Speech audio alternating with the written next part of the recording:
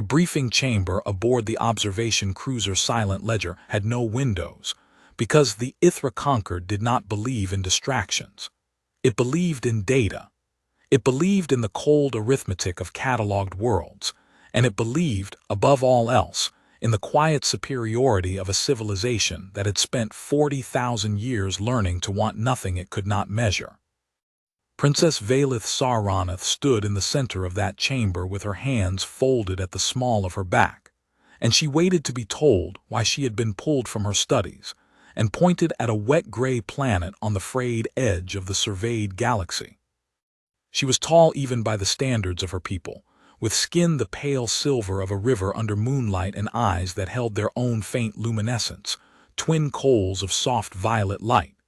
She had been bred, as all the daughters of House Aneth were bred, to observe, to notice the thing beneath the thing, to sit in a room and without a single instrument tell you which of the beings present was lying and which was afraid and which had already decided to die. She was the third princess of her line, which meant she would never rule, and had therefore been made into something more useful than a ruler. She had been made into a knife that smiled.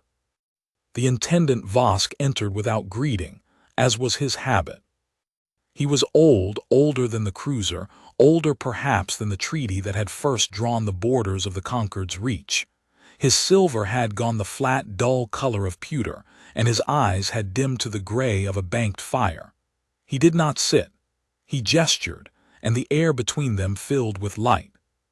"You will have heard," he said, "of the humans." "Everyone has heard of the humans, intendant." Vaelith kept her voice even. "They are the story used to frighten young observers, the species the Concord chose not to catalogue." "Chose," Vosk repeated, and there was something almost like amusement in the word. "That is the version told to young observers, yes. That we, in our wisdom, declined to fold such a violent people into the ledger. The truth is less flattering. We did not decline them. We were unable to complete them. 3 survey teams entered their space. 2 came back changed. 1 did not come back at all. The light between them resolved into an image, a small blue and white world, wrapped in weather, turning slowly in the dark. It was beautiful in the way that unfinished things were beautiful, and Vaelith felt an old instinct in her stir, the observer's hunger, the need to look longer at the thing that had not yet given up its secret. "They are quarantined," Vosk went on. "Watch from a distance. We do not land, we do not speak, we measure. For 300 of their years we have measured, and in 300 years we have learned exactly one thing about the humans that we did not know before, which is that we do not understand them, and that our failure to understand them is not a gap in our data but a property of the humans themselves." He let the image turn. "They do not want what a species is supposed to want. This makes them unpredictable, and a thing that is unpredictable, princess, is a thing that is dangerous. You did not summon me across 9 jumps to lecture me on doctrine." No, the image changed. The blue world shrank away, and a single point on its northern coast bloomed and brightened, a wet fold of land where a cold sea met a colder shore, wrapped so thickly in fog that even the Concord's instruments struggled to see through it. "I summoned you because of this." A sound filled the chamber. It was not loud. It was not in any measurable sense remarkable. It was a single low tone, a note somewhere beneath the floor of ordinary hearing, and it repeated at a slow and perfect interval, like the breathing of something vast and asleep. Vaelith felt it in the roots of her teeth. She felt it, absurdly, in her memory, in the part of her that had been a child once, before House Aneth had finished making her into a knife. "What is it?" she said, and it was not quite a question. "We do not know." Vosk's voice had lost its dry amusement. "That is the intolerable part. We have measured it for 11 years. It originates from a single structure on that coast, an old human signal tower, the kind they once used to warn their primitive ships away from rocks. There is no power source in that structure capable of producing this. There is no human technology capable of producing this. The signal is older than the tower. Our analysts believe it is older than the human civilization. It may be older than the humans. And it comes from one building. It comes, Vosk said, from one man. The image sharpened one final time, and Vaelith looked at the human for the first time. He was young. That surprised her, though she could not have said why. She had expected, if she had expected anything, some ancient priest or engineer, some withered guardian sunk into his duty. Instead, the surveillance capture showed a young man, no more than a handful of years past the human threshold of adulthood, standing at the rail of his gray tower with the wind in his dark hair and a coil of rope over one shoulder. He was lean and weather-worn, with the kind of hands that had been made hard by work rather than by cruelty. He was looking out at the sea. There was nothing on his face but tiredness and a strange, stubborn patience, the patience of someone who had decided, long ago, that he would not be the one to leave. "His name is Jonah Reyes," Vosk said. "He is the keeper of that station. He inherited the post from a woman who inherited it from a man who inherited it from someone whose name our records do not reach. There is a line, Princess, an unbroken line of ordinary humans stretching back further than the signal itself, each of them keeping that tower and every one of them dead young." He let that settle. "Every one of them dead young, Vaelith, and yet the line has never once been broken. There has always been a keeper. Do you understand what that means? It means that for longer than we have watched them, humans have been walking to that tower knowing it would kill them, and doing it anyway, and we do not know why." The chamber was very quiet. The low note breathed on beneath everything. "You believe it is a weapon," Vaelith said. "I believe," Vosk answered, "that a species which will die in an unbroken chain to guard a thing for 10,000 years is guarding something worth 10,000 deaths. I believe the humans have hidden something on that coast, something so valuable they have organized their entire secret history around its keeping. And I believe that if it is a weapon, we must have it before they learn to use it, and if it is not a weapon, we must understand it before it becomes one." He turned his dimmed eyes on her at last. "You will go to that coast. You will wear a human face. You will make yourself small and harmless and stranded, the way you were trained. You will get close to the keeper, closer than anyone has been in 300 years, and you will find out what is in that tower. And then you will tell me, and only me, and the Concord will decide what the humans have kept from the galaxy." Vaelith looked at the young man on the rail, at the tired patience of him, at the sea beyond. "And if he will not tell me?" "Then you will watch him until he does," Vosk said. "You are very good at watching, Princess. It is the one thing House Oneth made you for. Do not fall in love with the puzzle, solve it." She did not answer that. She had learned long ago that the safest reply to a warning was silence, because silence could not be quoted back to you. But as the image faded, and the low note died, and the briefing chamber returned to its windowless dark, Vaelith Sauroneth found that the tone had not entirely stopped. It went on beneath her thoughts, slow and patient and old, and though she was the finest observer her house had produced in a generation, she could not for the life of her have said whether she was still hearing it, or whether she had simply begun already to remember it. They dropped her into the sea. It was the cleanest insertion, the analysts agreed. A stranded traveler washed up on a foreign shore drew sympathy and asked no questions of itself. The Concord's biotechnicians had spent 4 days weaving her a human veil, a living second skin grown from her own flesh, and coaxed into the shape of the species she was to infiltrate. They took away her silver and gave her the warm brown of coastal human stock, took away the violet light of her eyes and left them a plain and forgettable gray, blunted the sharp architecture of her face into something soft and tired and easy to look past. When she looked at her reflection in the drop pod's dark glass, a human woman looked back, and Vaelith felt the first true unease of the mission, because the human woman looked frightened, and Vaelith had not told her face to be afraid. The cold took her breath the instant the sea did.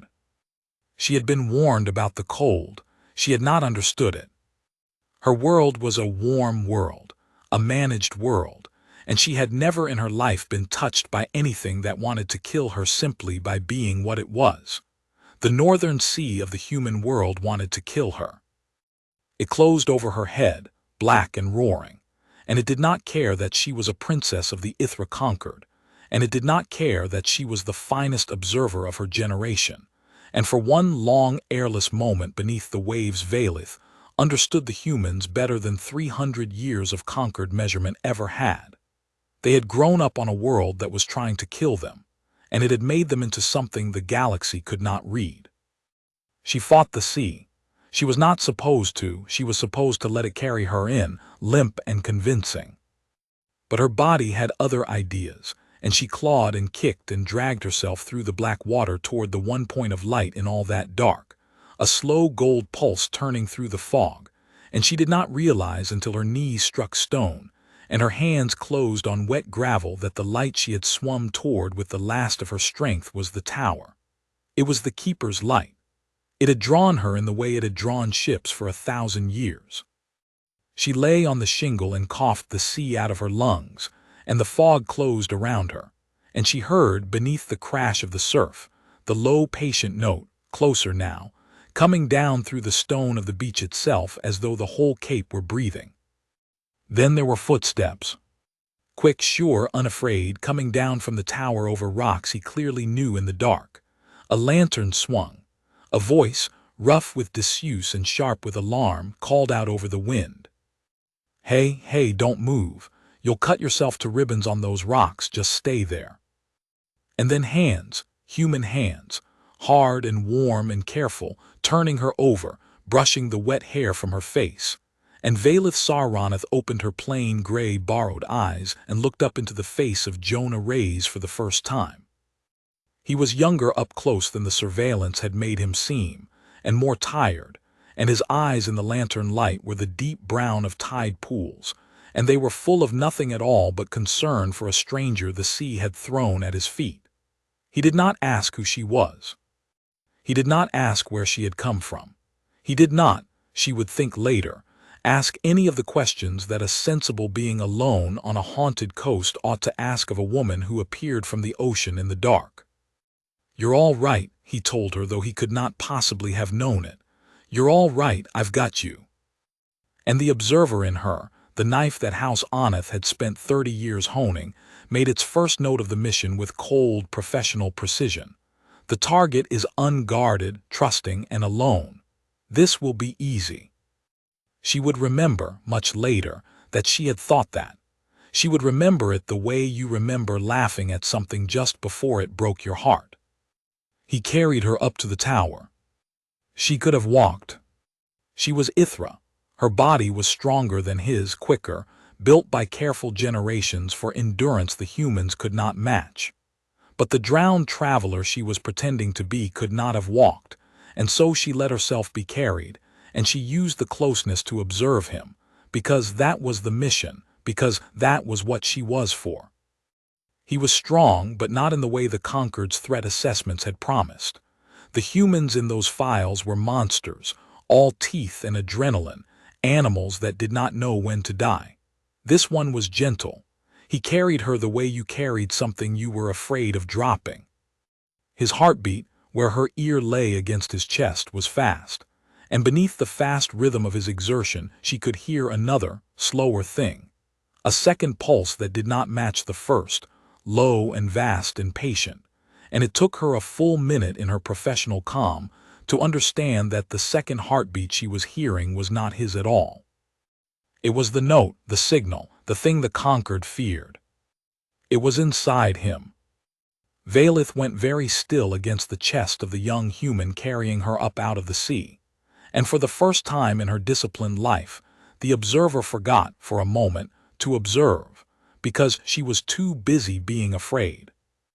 The tower was warm inside, and smelled of wood smoke and old rope, and the particular clean bitterness of the sea salt that got into everything.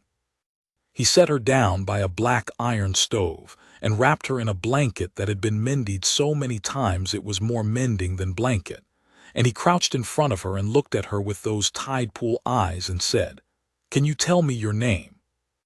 She had a name ready. She had a whole life ready, a stranded researcher from a southern institute, a boat gone down, a family who would be worried. She opened her mouth to give him the lie, the good, clean, useful lie the Concord had built for her. Vael, she said instead. It was closer to the truth than she had meant to come. It was the name her sisters had called her when they were small, before the house had finished with her, and she had not spoken it aloud in 20 years, and she did not know, kneeling there wrapped in a stranger's mended blanket with the sea still in her lungs, why it was the thing that came out of her. Vael, he said it back to her carefully like it was worth getting right. All right, Vael, I'm Jonah. You're at the Cape Merrow Light, you're safe here. He rose, and something crossed his face as he rose, a flicker of the same tiredness she had seen from orbit, deeper than sleep. He glanced up once at the dark stair that spiraled toward the top of the tower, and the low note pulsed, and Vaelith watched him flinch from it the way a man flinches from a duty he cannot put down. I have to go up for a while, he said. There's work. There's always work this time of night. Stay by the fire, don't, he hesitated. Don't come up, please, it's not safe up there, not at night. What's up there? She asked, and it was the observer asking, and she hated for one bright instant that it was. Jonah Rays looked at her, and for just a moment the whole tired, patient weight of the thing he carried was there in his young face, 10,000 years of it, and then he smiled, and the smile was kind, and the smile was a door closing. The light, he said, just the light, get warm, Vael. We'll talk in the morning. And he climbed the stair into the dark, and the low note rose to meet him, and Vaelith Saranath sat alone by a stranger's fire on a killing coast at the edge of the surveyed galaxy, wrapped in a blanket made of mending, listening to a heartbeat that was older than the species that carried it, and understood with the whole of her trained and frightened mind that the intendant had been wrong about one thing. This was not going to be easy at all. She did not sleep. She had trained herself out of the need for it years ago. An observer who slept missed things, and Vaelith Saranath had built a career on missing nothing. So she sat by the stove with the mended blanket around her shoulders, and she listened to the tower, and she catalogued. The low note pulsed on through the night at its slow, perfect interval, and it did not come from any machine, because there was no machine here that could make it. The Cape Merrow Light was old in the way that only human things were old, a stubbornness of stone and iron kept alive by hand long after the world had any use for it. She could hear the sea working at the rocks below. She could hear the wind finding every gap in the ancient walls. And above her, up the spiral of dark stone stair, she could hear the young keeper moving, slow and careful, and she could hear him speaking. She could not make out the words, the wind ate them. But the shape of the sound was unmistakable, and it stopped the breath in her borrowed human throat, because Jonah Rays was not up there working machinery, and he was not up there raving to himself in the loneliness of his post. He was singing. It was a low song, wandering and wordless, more breath than melody, and it wound itself around the great slow note beneath the floor and matched it, note for note, the way a mother's voice matches the crying of a child until the crying stops. And as she listened, the terrible old pulse that had frightened even the Concord's instruments began, very slowly, to gentle, to ease, to quiet the way a vast and sleepless thing quiets when someone it trusts sits by its bed and tells it that the night will end. He was singing it to sleep. Vaelith stayed by the fire until the gray light came, and she did not once close her eyes, and she learned 3 things. The first was that the singing cost him. Near the deepest part of the night the song had faltered, and the great note had surged, and she had heard him gasp, and she had heard him catch himself and go on, and there had been a rawness in the sound afterward that had nothing to do with music. Whatever he was doing up there, he was paying for it. The second was that he was not afraid of the thing he tended. He was afraid for it.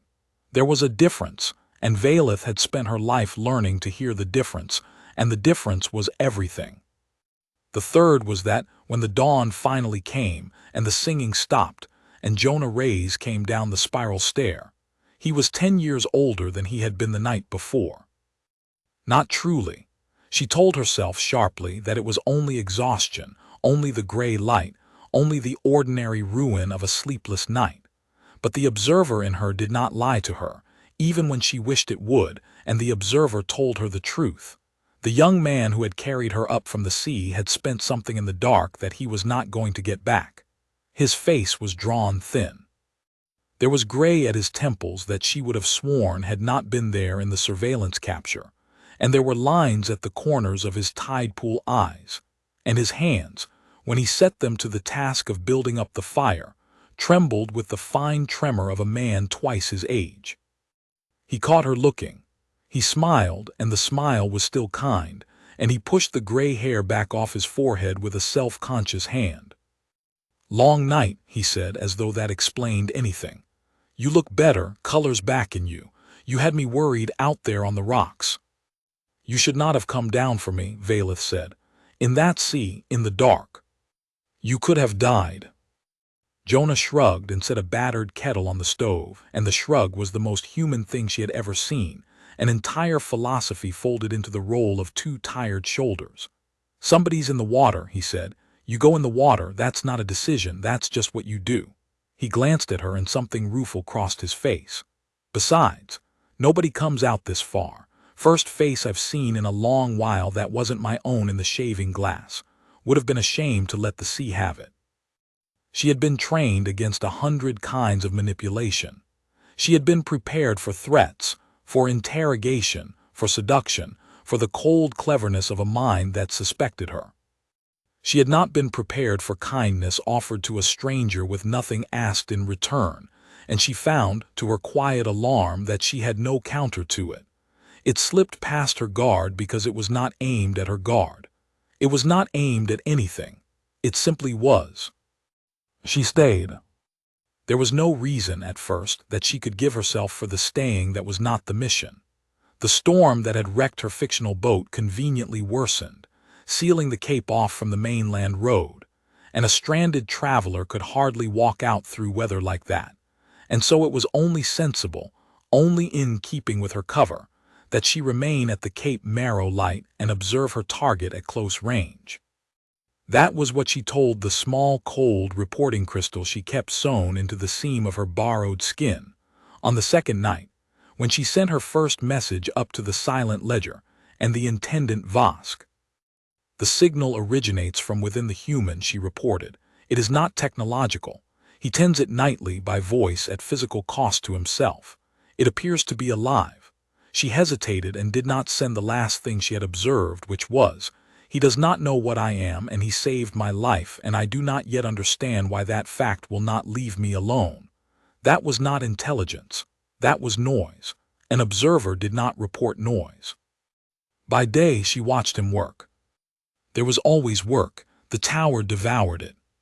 Stone that wanted repointing, iron that wanted oiling, the great lamp at the summit that wanted its brass polished, and its old mechanism coaxed through another rotation.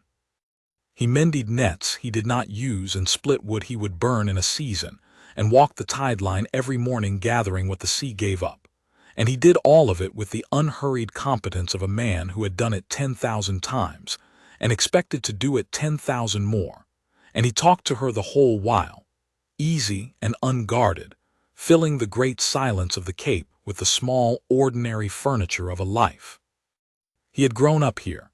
His mother had been the keeper before him and her uncle before her. The post did not pass by blood, he told her, but by choosing, and someone in each generation always chose. He did not say what they chose or why, and when she asked he changed the subject with a gentleness that was harder to get past than any lock. He liked the sea and feared it in equal measure. He had never left the Cape. He had wanted to once when he was younger, wanted it so badly he had walked the whole length of the coast road one gray morning with a bag on his back, and had stood at the place where the Cape met the mainland and the world opened up, and had turned around and walked back. He did not say why he had turned around. But that night the singing had been very long and very tired, and Vaelith had lain awake by the stove and understood that he had turned around because he had heard, even from the edge of the world, the great note calling him home to a duty no one had asked him whether he wanted. She began, against every discipline her house had drilled into her, to like him. It was a professional catastrophe, and she knew it. She catalogued it as she catalogued everything, with cold precision, the way a physician catalogues the progress of a disease in her own body. Subject displays consistent and unrewarded kindness. Subject displays no self-regard. Subject is dying slowly in service of a thing he will not name, and does it without complaint and would do it again. And this, she wrote it out in the private ledger of her own mind on the fourth night and looked at it, and did not know what to do with it. This is what the Concord has flagged as a weapon. On the fifth night, she followed him up the stair. He had told her not to. He had told her every night, gently, the same words, "Don't come up. It's not safe, please." And every night she had said she wouldn't, and meant it, because the mission did not yet require it, and because she admitted this to herself only much later, because some part of her did not want to see the cost of what he did up there, did not want to trade the kind, tired young man by the fire for whatever haunted thing the dark made of him. But on the fifth night the singing broke. It broke badly. The great note, which every other night had gentled under his voice like a tide going out, did not gentle. It rose. It climbed past the floor of hearing into a register that set the iron of the tower ringing and the stone humming and the sea itself, far below, going strange and flat and still. And over the top of it she heard Jonah's voice crack and fail and cry out, one raw broken sound of a young man at the absolute end of his strength, and then nothing, and the great note surging on alone into the dark with no voice to hold it. Vaelith Saronith was up the spiral stair before she had decided to move. She went up fast, faster than the drowned traveler she was pretending to be could ever have gone, up past the keeper's quarters, up past the storeroom, up past the machine room where the old lamp turned, and the great note grew until it was inside her skull, inside her teeth, inside the roots of her, and it was speaking. She understood now. It was not a signal but a voice, and the voice was in pain, and the voice was afraid. And the voice was so old that hearing it was like standing at the bottom of a well and looking up at a sky full of dead stars. She came out onto the lamp gallery at the top of the tower, and she saw. The great lamp did not burn. That was the first wrongness. The brass mechanism turned and the lenses swept the fog, but the light that poured out of the Cape Marrow Tower and had drawn ships and drowned princesses to its shore for 1,000 years did not come from any flame. It came from the thing curled at the heart of the lamp, behind the glass, where a fire should have been. She could not afterward ever fully describe it. Her mind had not been built with the shapes required. It was light and it was not light.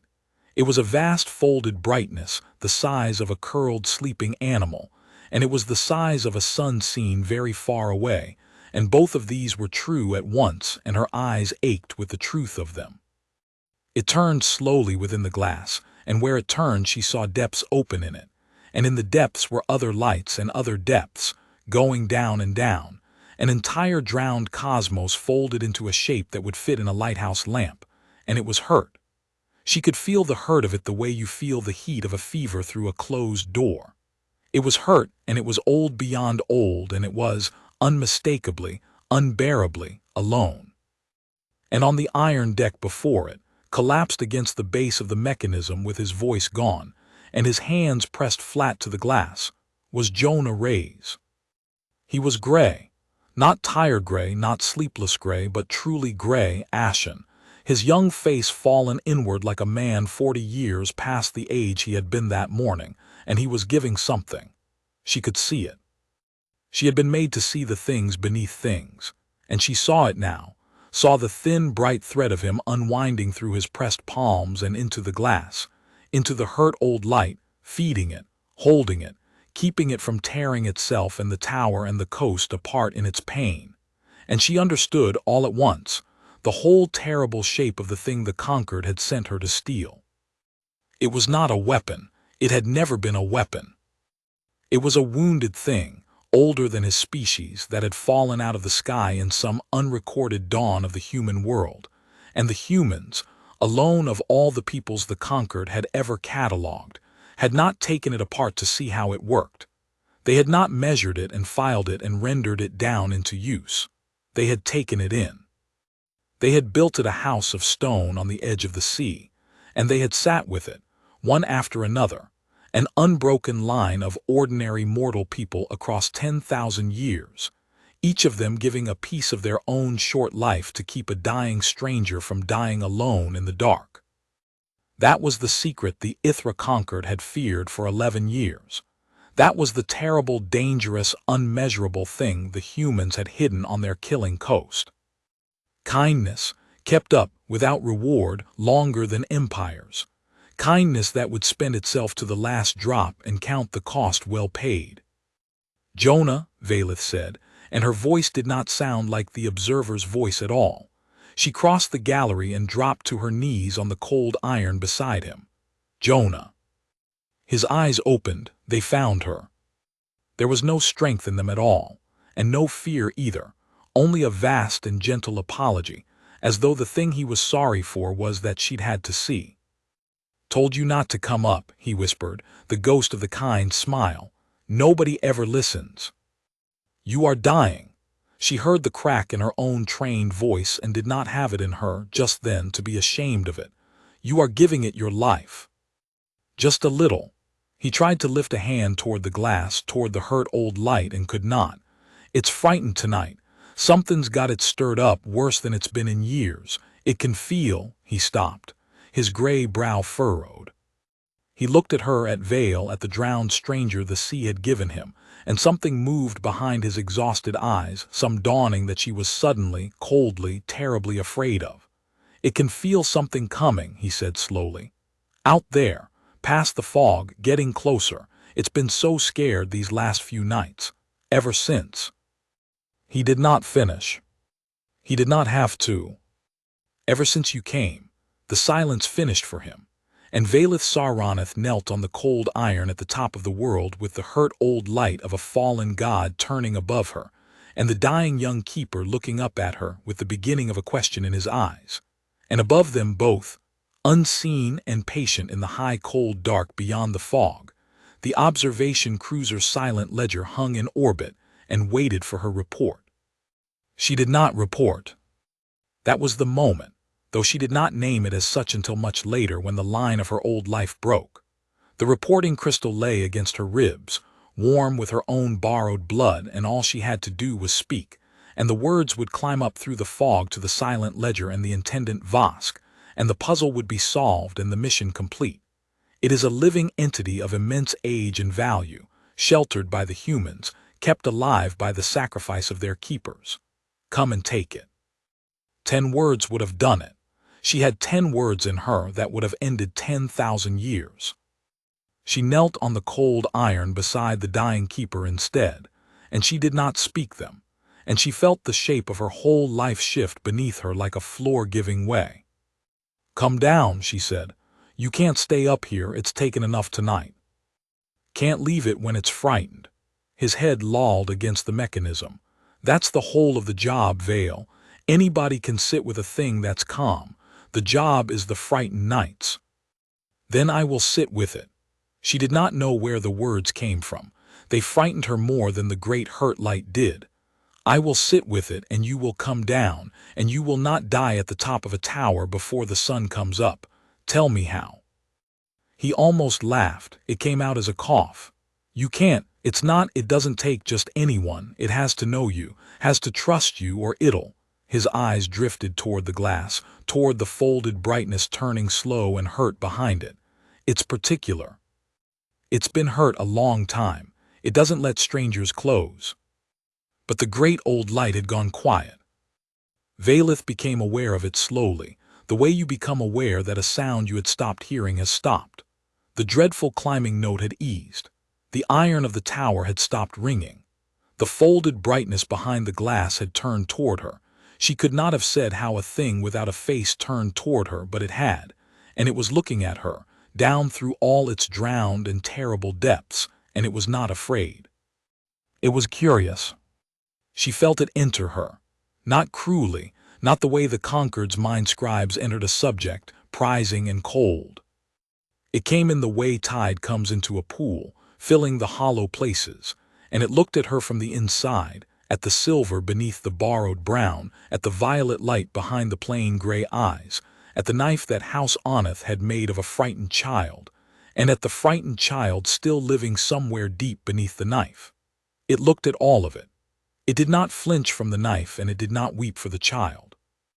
It simply saw her, the whole true shape of her, more completely than anyone had seen her in her disciplined and lonely life, and having seen her, the spy, the liar, the thing sent to steal it, it did the one thing she had no defense against at all. It welcomed her. Warmth went through her, gold and enormous and old.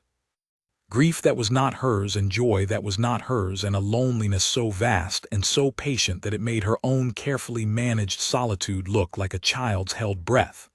And under all of it, threaded through all of it, a single wordless meaning, offered without suspicion to the stranger who had come to steal it. You are hurt too. Sit with me. I will not tell if you will not tell. Vaelith Saroneth, third princess of House Oneth, finest observer of her generation, put her silver hands to the cold glass beside the dying keepers, and wept, and did not know why, and let the fallen god pour its ancient loneliness into her so that it would not have to pour it all into him. She felt the cost of it at once. It took. There was a thread of her, thin and bright, unwinding through her palms into the glass, some measure of her own life given over to hold the hurt old light through the frightened dark. And she understood in that giving, at last, exactly what Jonah Rays had been doing every night of his short life, and exactly what every keeper before him had done, and it was the most human and the least comprehensible thing she had ever known.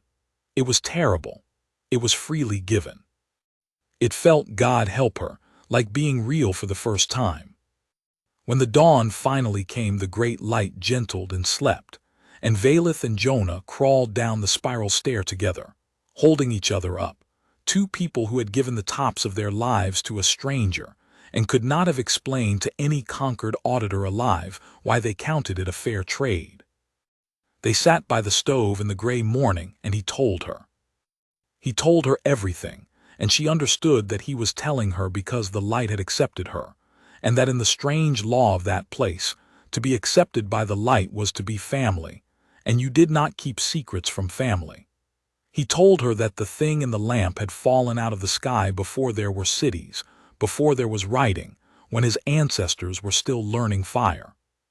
That it had come down burning and broken and dying, some vast far traveler wounded by a passage across a gulf, so wide that even the great old thing itself no longer remembered the shore it had left. That it should have died there in the crater where it fell. That it had wanted to. But somebody sat with it, Jonah said.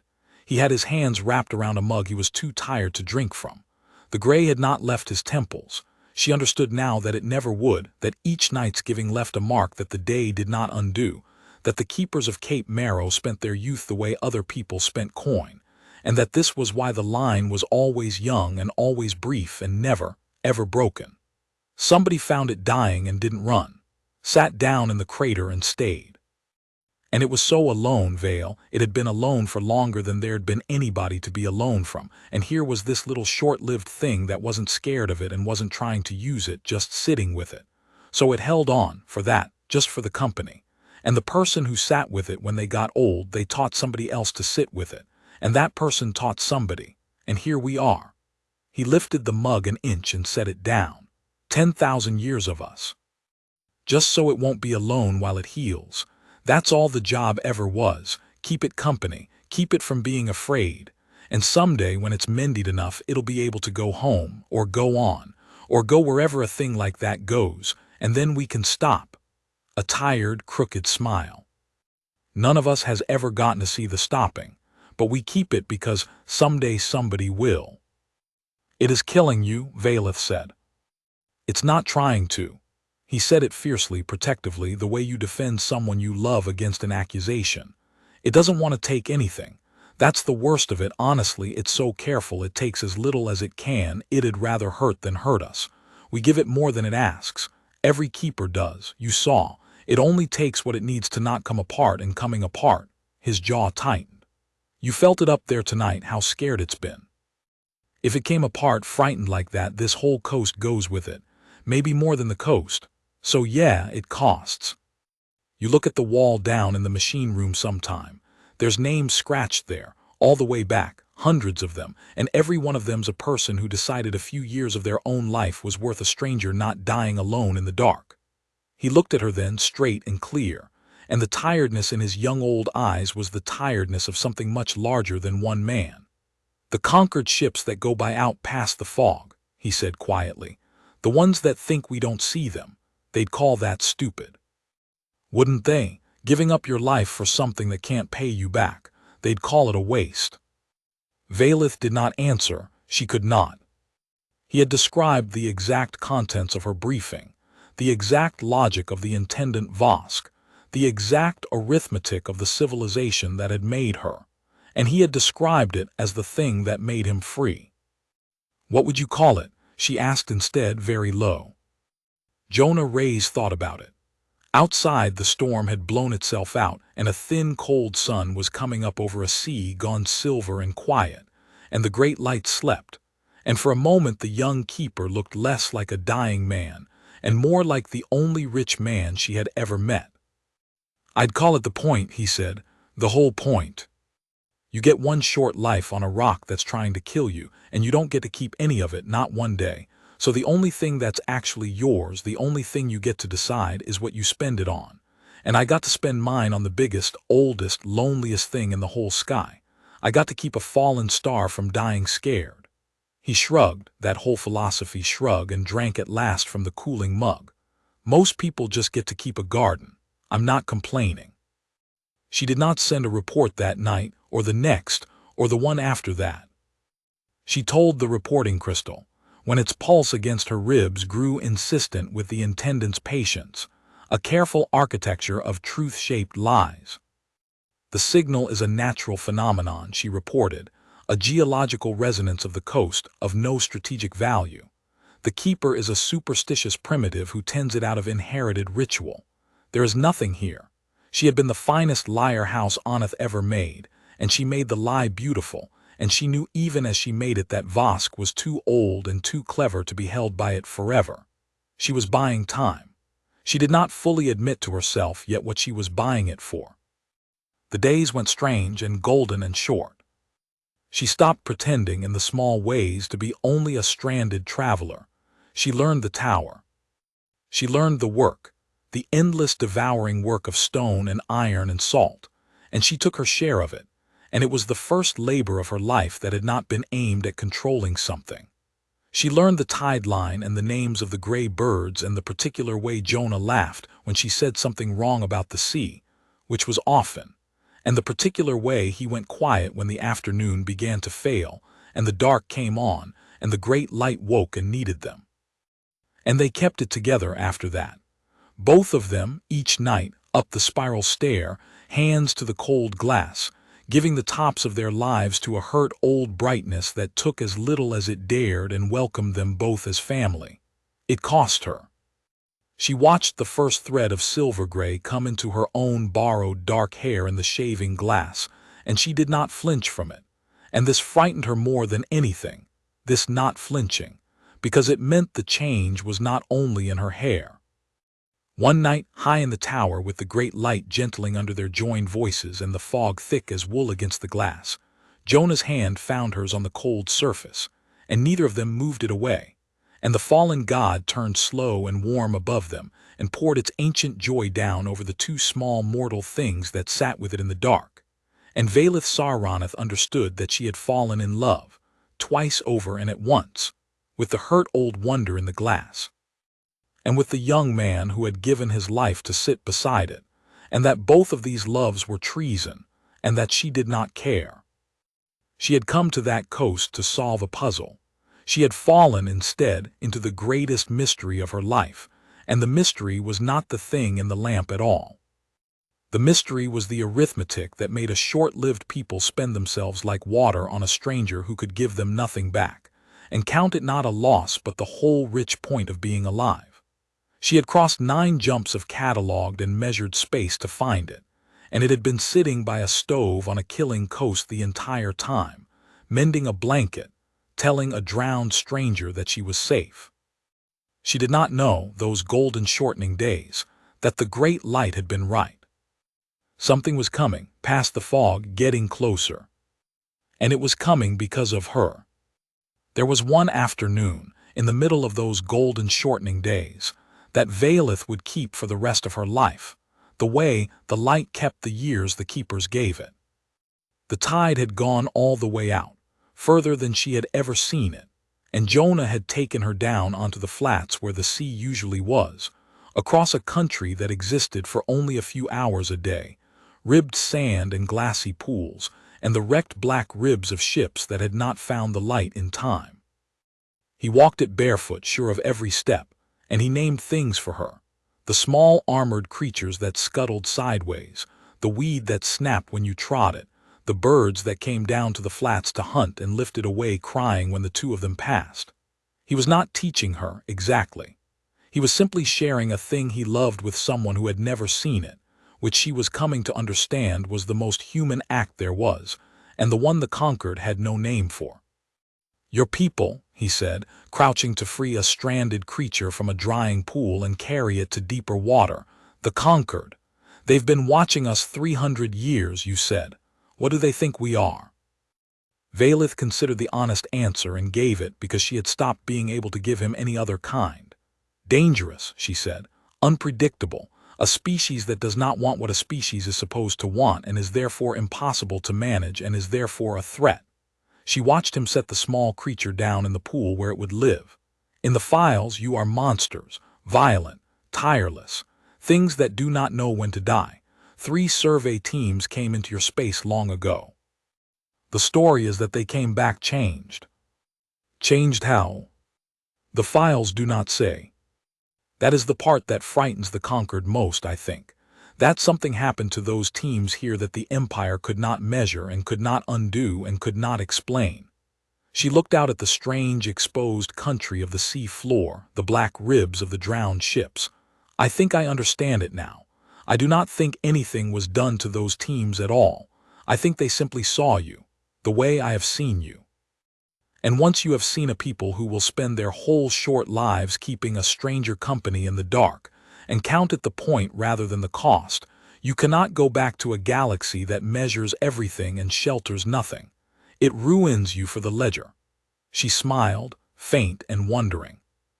"They came back changed because they came back knowing there was a better way to be alive, and no way to go home to it."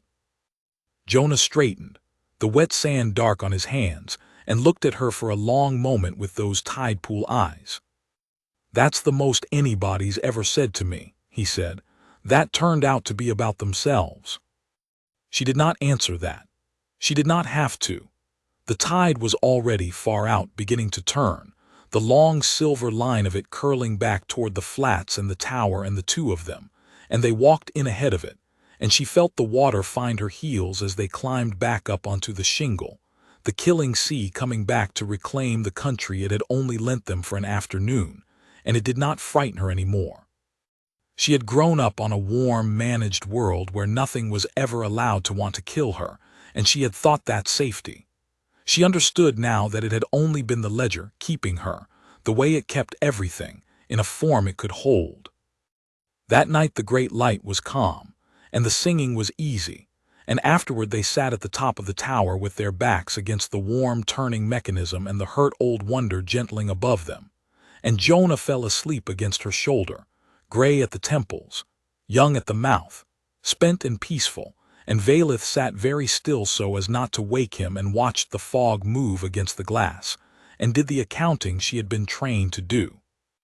She was Vaelith Saronith, 3rd Princess of House Onith, an observer, a knife that smiled. She had a duty 40,000 years old, and an empire that had made her, and an intendant who was too clever to be lied to forever. And every day she did not report was a day closer to the day her silence became a thing the Conquered had to answer. She knew all of that. She had run the numbers 100 times cold and clear, and the numbers all said the same thing, which was that this could not last, that the golden days were borrowed the way the flats were borrowed, that the tide was already turning far out in the dark and coming back to reclaim the country she had been allowed, for a little while, to walk barefoot across. She looked down at the sleeping keeper against her shoulder, at the gray the frightened knights had put in his young hair, at the scarred, careful hands that had pulled her out of the sea without asking who she was. She had spent her whole life keeping nothing, holding nothing, wanting nothing she could not measure. And now, at the top of a tower on a killing coast at the edge of a watching sky, she found that she wanted this, wanted it with a fierceness that had no place in any ledger the Concord kept, wanted the short, precious, ordinary human life of it, the fire and the flats and the frightened nights, the whole spent-water arithmetic of loving a thing that could not pay you back. And she understood, sitting there in the dark with a sleeping boy and a healing God, that wanting it was not going to be enough to keep it. Something was coming. She could feel it the way the great light felt it, out past the fog, getting closer. And when it came, the numbers she had been trained to run would no longer be the numbers that mattered. There would only be one number left in the end. One choice, cold and clear, that all her house's training had never once prepared her to make, because House Oneth had made a knife and pointed it at the galaxy, and never imagined the day the knife would turn in its hand and choose, at last, what it wanted to cut free of. She held the sleeping keeper through the calm night, and did not wake him, and waited for the tide to come back in. The intendant Vosk did not believe in geological resonance. Vaelith had known he wouldn't. She had known it the way you know a wave is going to break over you even as you turn your face away from it, and she had gone on turning her face away, because the golden days were short and she wanted every one of them, and there is a kind of courage and a kind of cowardice that look, from the inside, exactly the same. The reporting crystal against her ribs went cold and silent for 6 days. That was the tell. The intendant, when he was displeased, did not argue. He simply stopped needing you, and the stopping was itself the sentence. On the 7th day the crystal warmed once, delivered a single line, and died for good. Your assessment is noted, Princess. We will verify it ourselves. She was on the tide line when it came, a basket of the sea's leavings on her hip and the cold sun on her silvering hair, and she stood very still on the wet shingle while the small dead crystal cooled against her ribs, and she looked up past the fog at the pale morning sky, and she saw, for just a moment, high up and thin as a scratch on glass, the contrail of a retrieval force coming down out of orbit. She had helped write the doctrine for a retrieval force once as an exercise in a windowless room. She knew exactly what was in it: a survey frame to measure the asset, a containment cradle to hold it, a rendering array in case containment failed to break the asset down into a form that could be held, and a security element because the humans were dangerous. 300 years of measurement agreed on that, and a dangerous species guarding a valuable asset had to be managed with an appropriate margin. The margin, for a target of this classification, would be a warcraft. One would be enough. The Concord did not send 2 of anything to a quarantined primitive world. They had a day, perhaps 2, if the survey frame was thorough and the atmosphere was kind. She stood on the shingle and did the cold arithmetic she had been bred to do, and for the first time in her life she did it not to serve the Concord but to defeat it, and she found that her mind, that beautiful honed instrument, worked exactly as well pointed the other way. She told Jonah at the stove that night, before the light woke. She told him all of it. She had meant, in some cowardly corner of herself, to tell him only the danger and not the shape of her part in it. But she found when she opened her mouth that she could not lie to him any more, not even by leaving things out.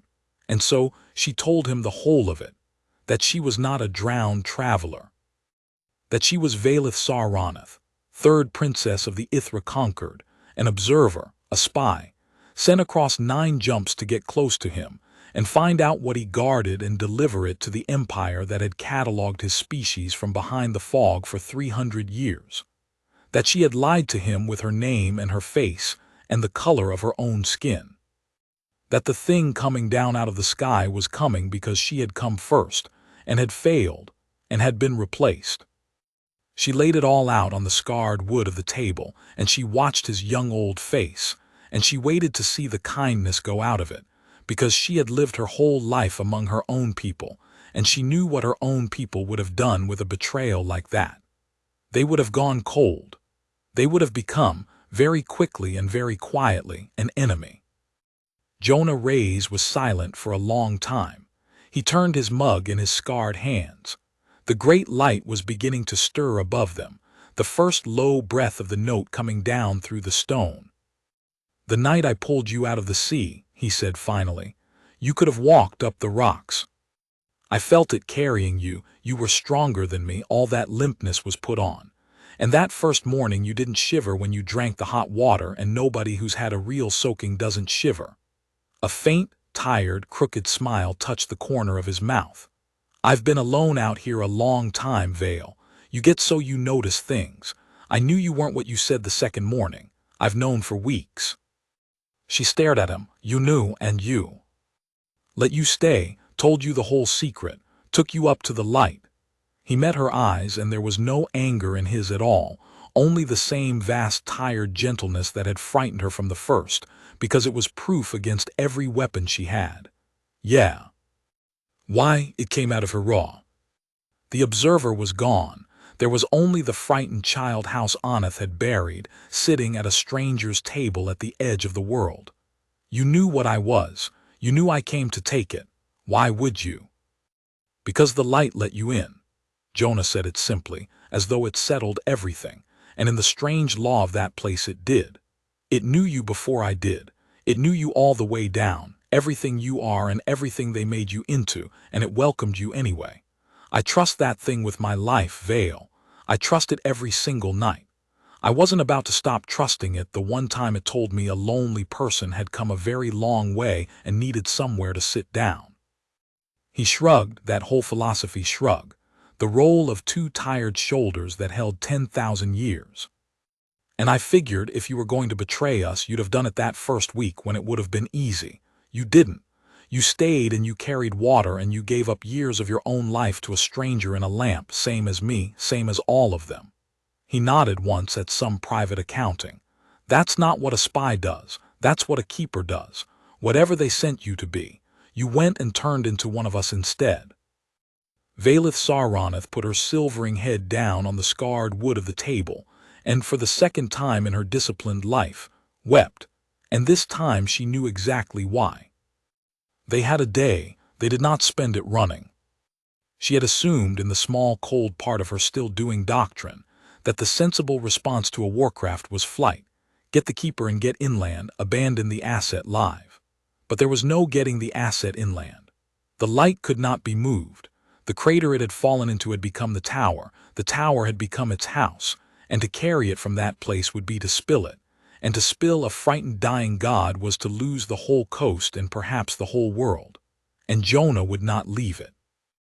That was the fixed point around which everything else had to bend. He would sooner have cut off his own hand than leave the thing he had spent his life keeping to be measured and cradled, and if it struggled, rendered down into a form the conquered could hold. "They think it's a weapon," Vaelith said. They were up in the machine room in the gray failing light, and she was looking at the wall Jonah had told her about that first golden morning, the wall of names, scratched into the old stone one after another, hundreds of them, going back past legibility, past language, past the reach of any record the conquered kept. Every keeper who had ever sat with the light, every short life spent on the frightened nights. That is the only category they have for a thing this old and this powerful, weapon or asset. They cannot conceive of a third thing. They will come down expecting resistance, and they will meet it with force sized for a weapon, and if the light so much as trembles they will decide it is attacking and they will render it. She turned from the wall. Her voice was very steady, the observer's voice, the knife's voice, but pointed now at last in the only direction it had ever been meant to go. "We cannot fight a warcraft, Jonah. Not you and I, not the tower. So what do? We do the one thing the doctrine has no answer for." She had been turning it over all day, the whole cold, clever machinery of her mind running the other way for the first time, and she had found at the bottom of it a single, narrow, terrible chance. The retrieval force will not fire on the asset.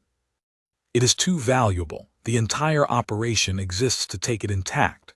Their whole margin, their whole force is arranged around one assumption, that the humans will try to keep the light from them, and that they will have to take it by force from people trying to hold it back. She looked at him, at the young keeper with the old man's temples, at the tide pool eyes that had never once gone cold. So we do not try to hold it back. We do the opposite. We wake it. Jonah went very still. Wake it. Vael, it isn't mended, it isn't ready. If we wake it before it's healed, frightened, with a warship on top of it. His hands had begun to shake, and not from the giving. That's the thing we've spent 10,000 years making sure never happens. That's the coast going into the sea. That's worse than the Concord taking it. That's everyone. I know. Then how? Because it will not be frightened, Vaelith said, if it is not alone. And she saw him understand, saw the whole shape of it land in him, and saw him be afraid of it, and saw him. Because he was a keeper, because that was the whole of the job and always had been, decide to do it anyway. Every night of your life you have kept it calm through the frightened dark by sitting with it, by letting it not be alone. The Concord's entire model of this place is built on humans being small and fragile and easily managed, on the light being a helpless asset to be lifted out. They have never once imagined that the asset and the keepers are not two things. They have never imagined that a fallen god and the mortal creatures who love it might wake up on the worst night in 10,000 years and decide together not to be afraid. She crossed the machine room and took his shaking hands in her silvering ones. You told me the point of it. You said the point was that someday, when it was mended enough, it would be able to go on, go home, go wherever a thing like that goes, and then the keepers could stop. Her voice did not break, though it wanted to. I think that day is tomorrow, Jonah. I think it is going to have to be tomorrow, and I think it can do it. I think it has been almost ready for a long time and only stayed because you have all needed it, and it has been afraid of the going, but only if it is not alone when it wakes. Only if we are with it, both of us, all the way to the end. Above them in the darkening tower the great light woke, and the note came down through the stone, and for the first time in weeks it was not frightened at all. It had heard. Of course it had heard. It heard everything, down through all its drowned depths. And what came down the stair to the two small mortal creatures holding hands in the machine room was not fear. It was gratitude, and it was resolve. And underneath both, threaded through both the way it had first threaded itself through her on that fifth wondering night, was a single wordless meaning, offered as freely to the spy princess as to the dying keeper, the last and greatest secret of the killing coast. I have not been keeping you company all these years, my brief and stubborn friends. You have been keeping me, and I am ready to go home. Wake me, and do not let go, and I will show your whole watching sky what your little short-lived people are. They climbed the spiral stair together into the dark, hand in hand, the keeper and the princess, to wake a fallen star. And far above the fog-breaking atmosphere on a pillar of blue fire, the Concord warcraft came down. The warcraft settled onto the fog above Cape Marrow, like a lid coming down on a pot. It did not land. Concord retrieval doctrine did not land warcraft. It held them a half-league up, wide and flat and terrible, a slab of dark alloy that blotted out the last of the failing sun, and threw the whole coast into a false and premature night. Beneath it the survey frame dropped, a lattice of cold blue light unfolding down through the fog to fit itself around the tower, measuring, weighing, reaching for the asset with 1,000 patient instruments. And behind the frame, unhurried, came the containment cradle and the rendering array. And behind those, in a voice the Concord broadcast in perfect archaic human speech, so that the primitives it had come to manage would understand exactly how little chance they had, the warcraft spoke.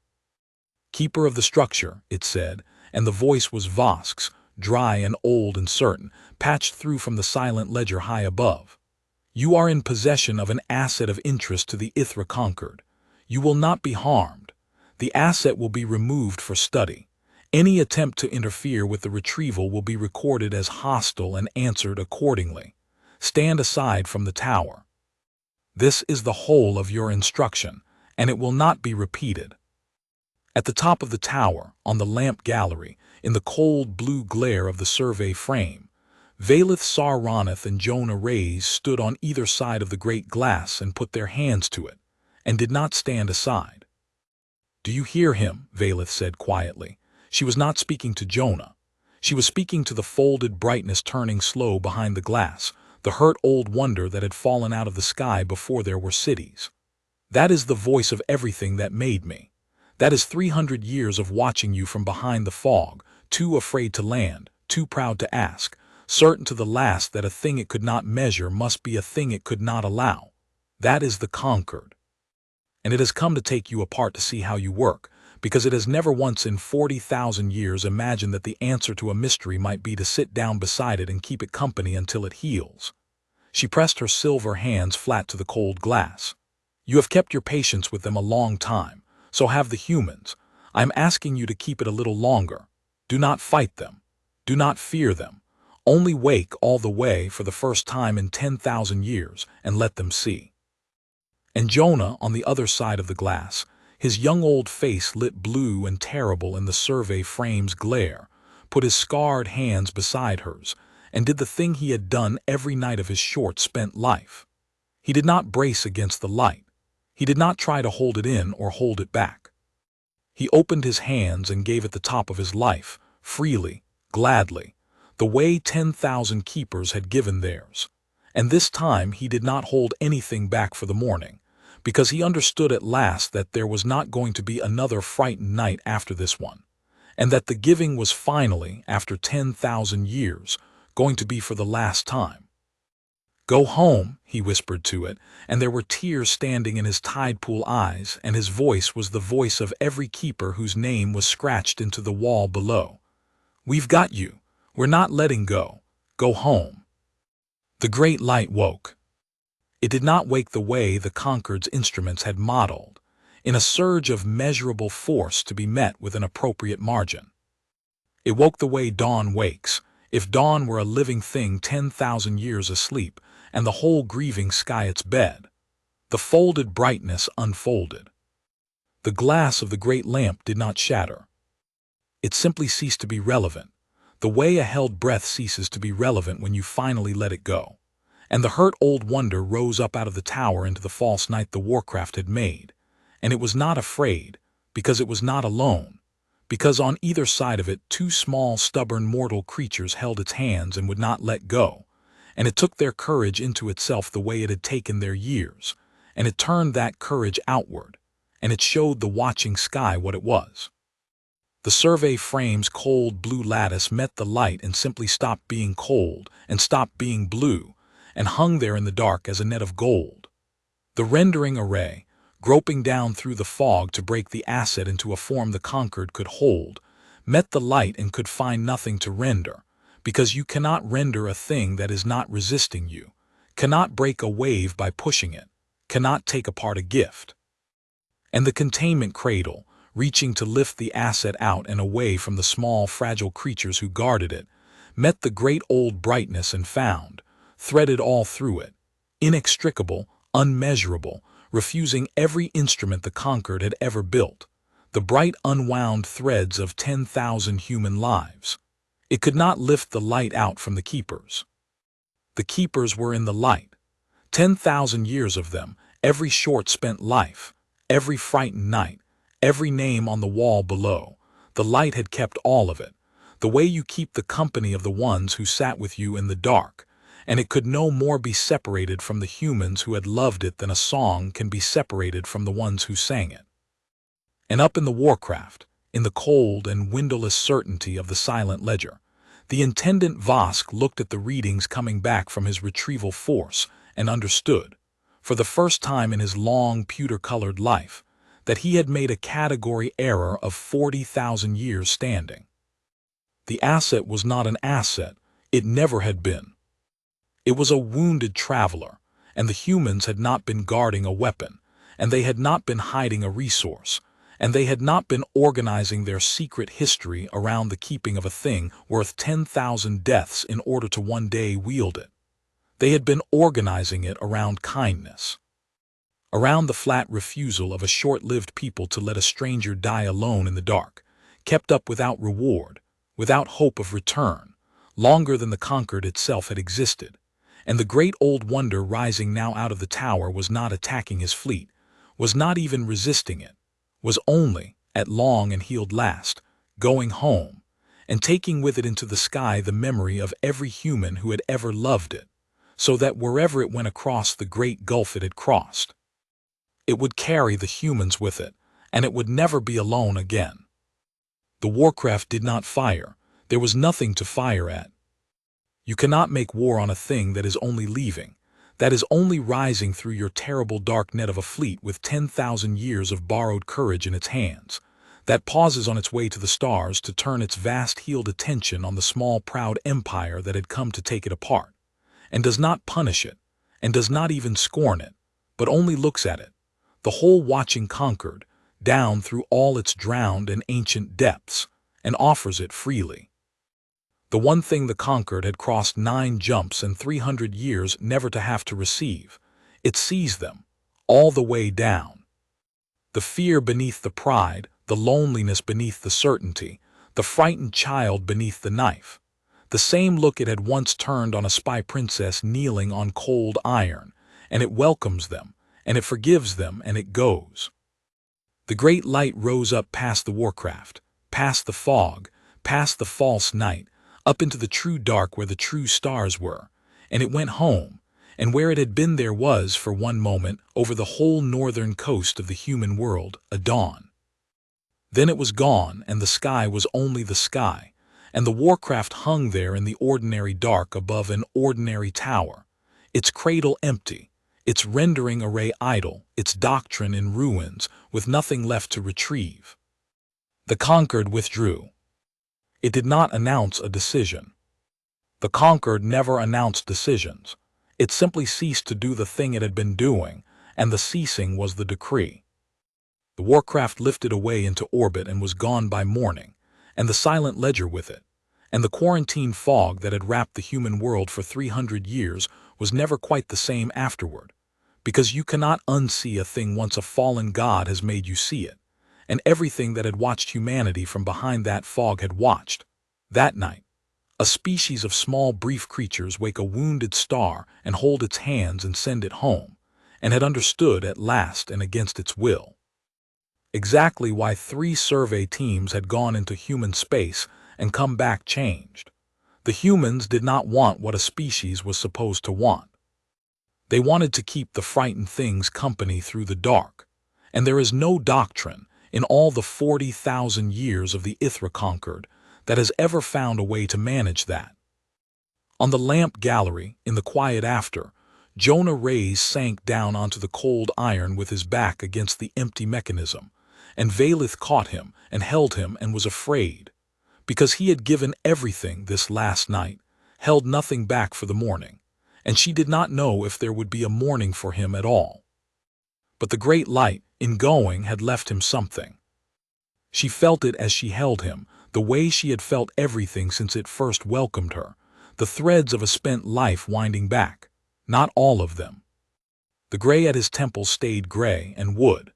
The years the frightened nights had cost him were spent and gone, and no god could unspend them. But the thing that had been unwinding him toward an early grave, the slow bright bleed of the keeping, stopped. There was nothing left to keep.